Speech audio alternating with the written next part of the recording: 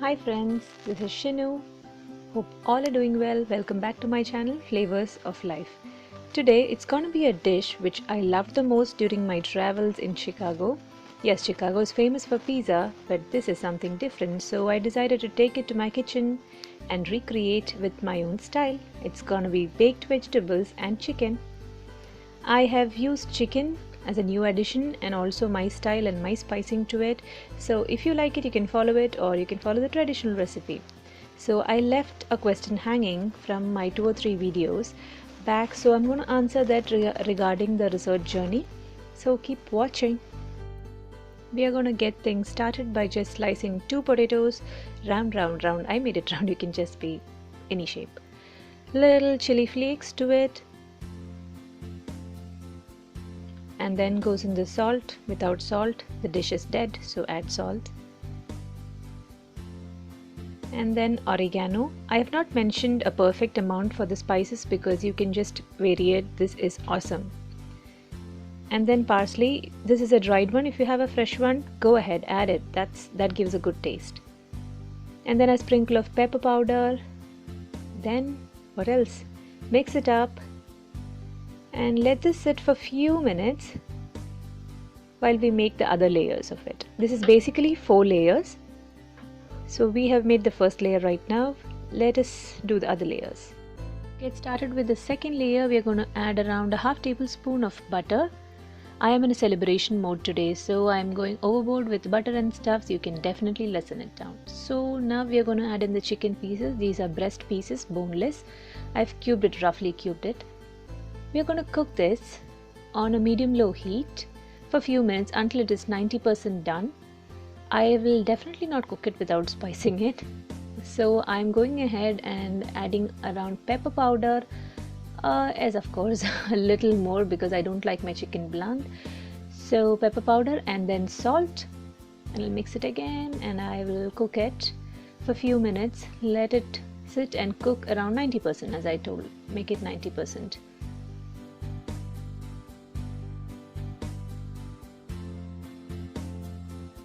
Use of the time to the maximum. So by the time the chicken is getting cooked, we are going to make the first layer into a baking dish.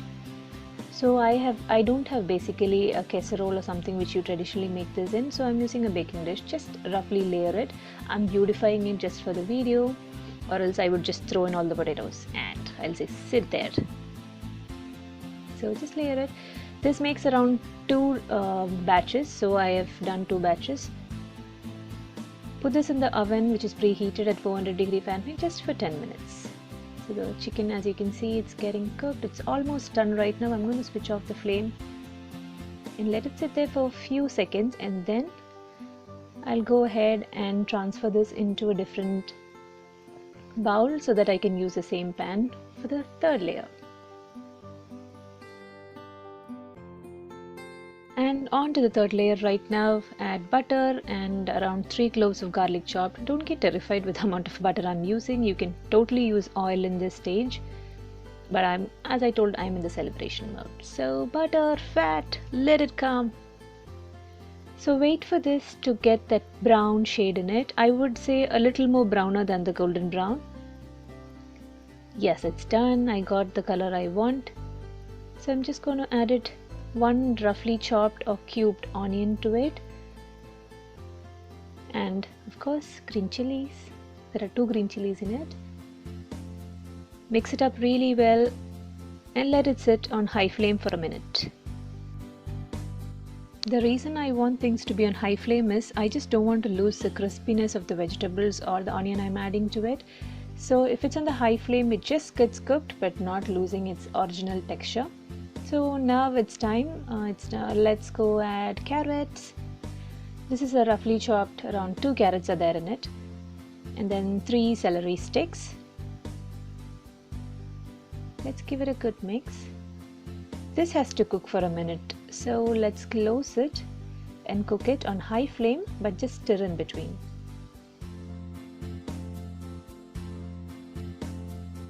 The mixture was cooking for a minute. As you can see, it has not lost its color or texture.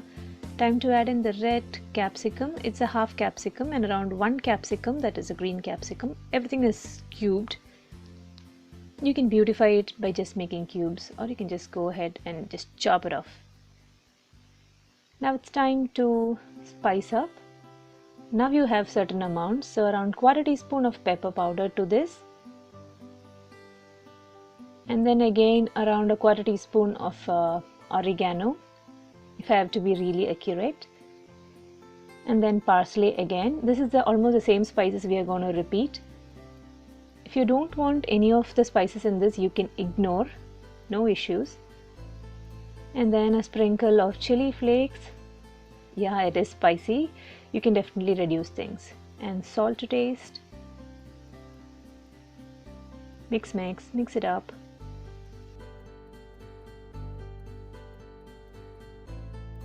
This mixture has to cook for around 2 minutes just for the spices to lose its raw smell and flavor and get blended with the vegetables.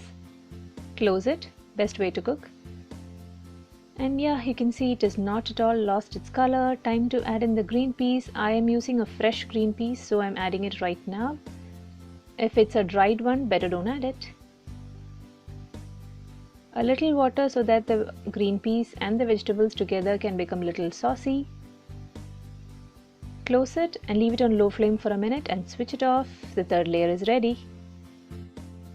To the fourth layer of the recipe, we are going to add in 2 tablespoons of butter. Yes, 2 tablespoons of butter. This stage needs butter, so you cannot skip it. You can well and good skip in the other stages and make sure you add butter here.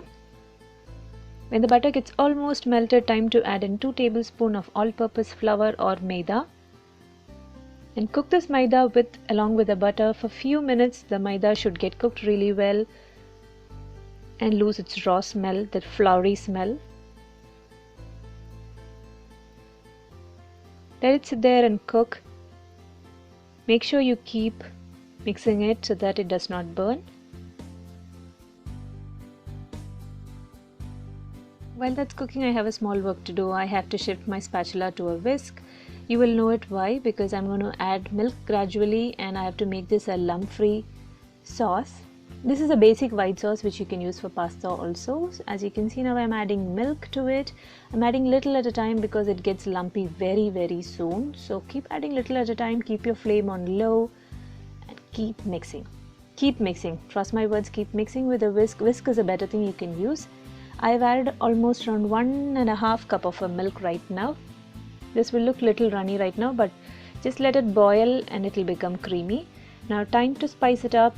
A little pepper powder and a salt will do the magic for the white sauce. This basic sauce can be used even in pasta, so if you really wanted to make a white sauce pasta, to this sauce you can just add the cooked pasta. Now let this boil and thicken.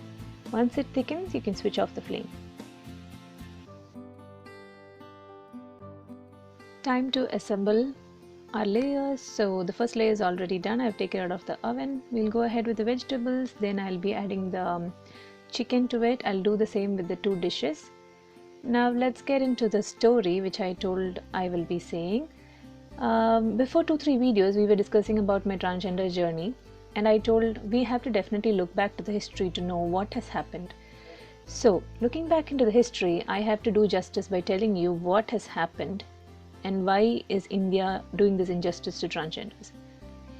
So in the history, that is around 18th century, when there is a colonial rule in India, that is when the situation actually drastically changed.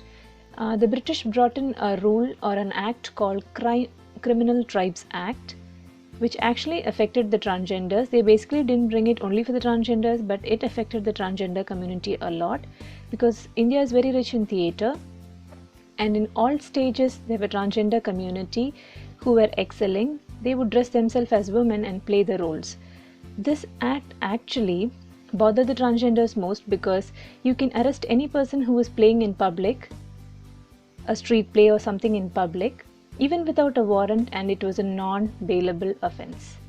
So we're talking about that. We are going to pour the luscious sauce into the tin or the baking dish. We are going to level it and put that for baking. And back to the story. They just sowed the seed, and we still follow it blindfoldedly without knowing the importance of transgender in our history. Let's think. Was it so much necessary? Let's think. The second batch, I'm not going to bake it right now. I'm going to put it in the freezer. It was baking around for 20 minutes in a 400 degree Fahrenheit oven. Look at that creamy, yummy goodness. You can also add cheese on top of this so that it gets that beautifully bubbly, cheesy layer on the top. But I prefer not to because I added a lot of butter to it already. You can serve it just like this. Serving suggestions are you can just serve it with a toasted bread, or you can just have it just like that. The dish is so special because it's so filling, and you will have a good feel that you have had a lot of vegetables in your dinner or your morning or even your lunch. So I know you like this recipe, right? So thank you for watching and consider subscribing. Stay healthy, stay happy, and be safe. Bye bye.